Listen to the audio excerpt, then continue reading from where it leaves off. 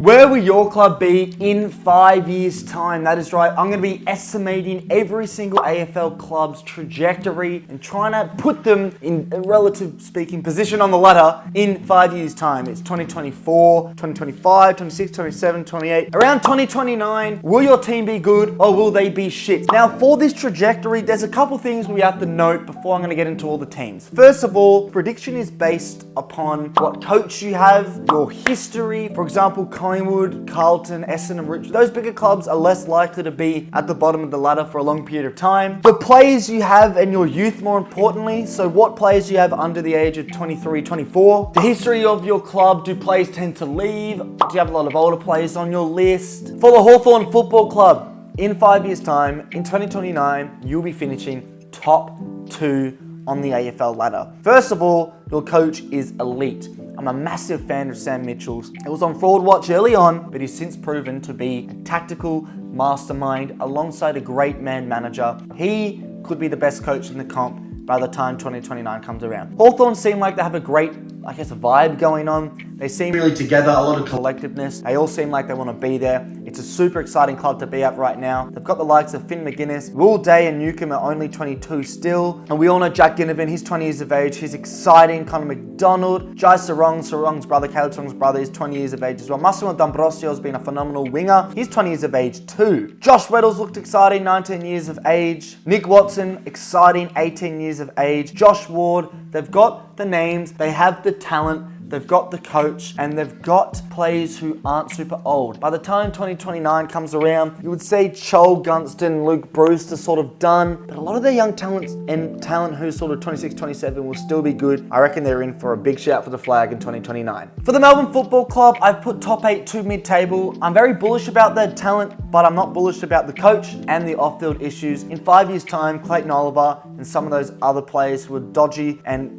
making the off-field issues a bit worse than what they should be, they would have gone by then. But it's all about the coach for me. Will Simon Goodwin stay or will he go? And that's why, even though I'm bullish about their list, I'm not bullish about the coach. I think you could even argue mid-table to bottom 4 for Melbourne. If we talk about the talent, Cozzy Pickett, Tom Sparrow, Trent Rivers, all under 24 years of age. Jacob Van Rooyen, 20 years of age. He's exciting. Caleb Winslow's look really exciting. Jake Bowie as well. They do have great young talent, but Gawn's going to be retired. Petrarca should still be good by that time. That's why I think they might still make top 8, but maybe a little bit less likely than likely. For North Melbourne, this is going to be controversial, but I put mid-table to bottom 4. I'm still not bullish about that club. I'm still not bullish about the list, and I'm not bullish about some of the off-field, the higher-ups. If they sort the CEOs out and have an aligned project with a coach that really wants to coach. Yes, Clarko's amazing, but he really needs to want to be there. Then they might finish top 8, but I'm leaning more towards, mid-table to bottom 4. The talent they do have, Harry Sheezel is a massive talent, but the talents of Taron Thomas, Curtis Taylor, Bailey Scott, even Dylan Stevens, some of these players have obviously gone on to leave AFL, but some have just not looked like they're going to explode. Tom Powell as well. There are some outliers. Dersma, McKercher, Wardlaw have looked really impressive, but I think a lot of those young talents, Will Phillips hasn't looked like it, Eddie Ford, some of those talents at North that are young just don't look like it. And the other reason is I think players like LDU, Simpkin, fucking Larkey, they might leave. They might leave the next season or 2, which will really hamper their chances. And I think, given the history of the club, they're going to stay down there. For Port Adelaide, I've put top 4. They have, the midfield, let alone upon anything, is amazing. We all know Rosie, Butters, and Jason Horne-Francis is the centerpiece of that 5-year plan. But if you look at some of the other lesser known names, Miles Bergman's proven to be an amazing defender. Mitch Georgiades is having a brilliant season, and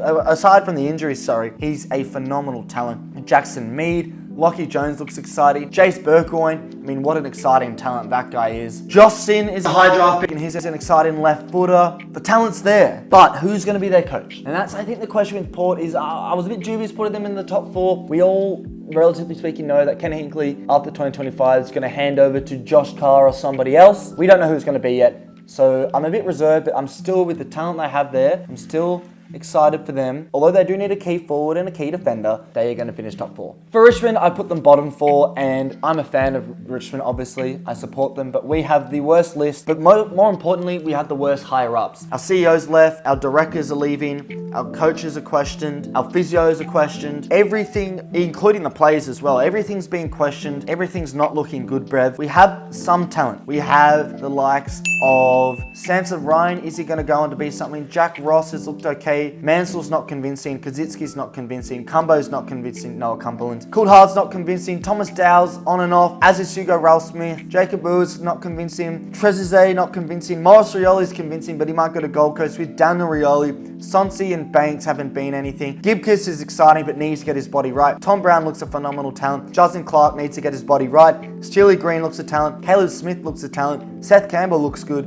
McAuliffe looks good. Fawcett maybe not. Those names, the amount of maybes, not good enough, could be's. There's no Horn Francis there. There's no Sheasel, no Dacos. There's no one. The best player from that list is probably Gibkiss, but he gets injured all the time. So then there's Tom Brown. It's not looking good, Brev. If not bottom 4, bottom 2. I think bottom 2 is a much more accurate description of where the Richmond Tigers will be in 4 or 5 years' time, sorry. For St Kilda, I put mid-table to bottom 4. They don't have great young talent. I'm going to be completely honest with you. They might be more towards the mid-table depending on the coach, and that's a big question. Ross Lyon won't be their coach in 5 years, you will think. Is Max King going to stay or will he leave? That's going to be big for their future. They need improvement on the higher ups. They need more alignment, but their young talent, like I said, Max King's one of the best, but as an under 24, sorry, but will he stay, will he go? Not sure. Mitch Owens, he's great. Wangani Malera is fantastic.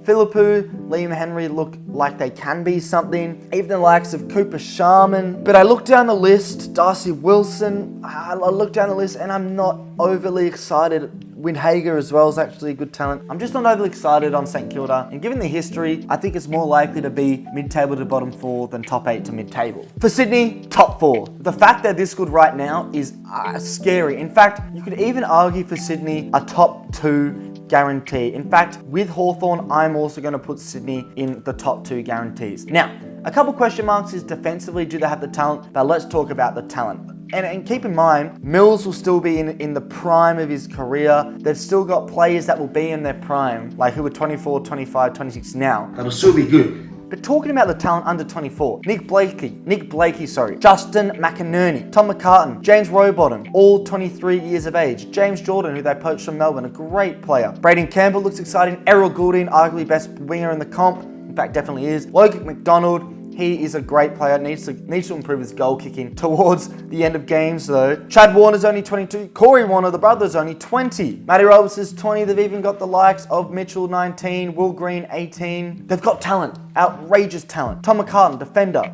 Logan McDonald, attacker. They've got Blakey, defender. Winger, Goulden, midfielders, Rowbottom.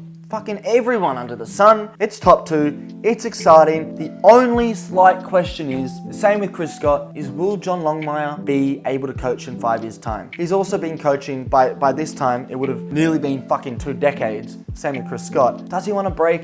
I'm not so sure. 2 clubs left for West Coast Eagles. I put them bottom 2. This is on the basis that Harley Reid departs the football club, but I think their talent is not exciting. The best talent is Harley Reid, we all know, but the question mark's about him. Ruben Gimby's good, Elijah Hewitt, Tyler Brockman, Campbell Chesser, but the young talent, unfortunately, hasn't looked like they're going to progress into anything. They do have a lot of under 24s, but a lot of them are nobodies and won't make it in the AFL system. The other question, sorry, is who's going to be the coach? We don't know. At the time of recording, I don't know who's taken over Adam Simpson. We assume it's going to be maybe Dean Cox has been talked about, but whoever it is, we're not sure how they're going to go. I think they're bottom 2 nailed on with Richmond, which is scary, which means for Richmond and West Coast fan, you've got half a decade of pain. For the Western Bulldogs, I put them mid-table to bottom 4 of the ladder. Now, they do have great talent. They do have amazing forward talent. There is no question about it. And a lot of people have them higher up than this. But when you look at the talent, Bailey Smith, he's leaving, guaranteed. Probably going to Geelong. Jamari Ugle-Hagan linked to every club under the sub. under the sun, sorry, question marks. Cody Waitman, he's young but injury prone. Sam Darcy looks super exciting. Riley Sanders looks exciting, but he seems to have a problem with not being played every week by Luke Beveridge,